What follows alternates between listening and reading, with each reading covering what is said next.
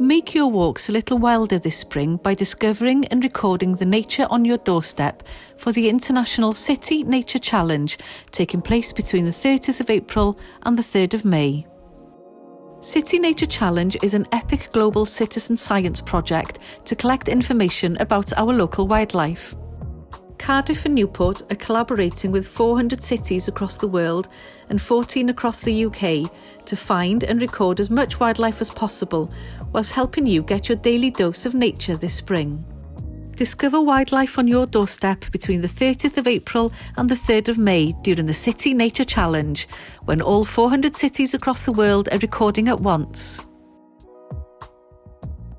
The information you share will play a part in helping to shape conservation efforts, assist with scientific studies and land management. The more we know, the more we can do to support the natural world and make sure it thrives and survives. Simply download the free iNaturalist app today and start sharing your wildlife sightings. Create an account and sign in. Find some wildlife from birds to bees, trees to toads and plants to plankton. Anything counts.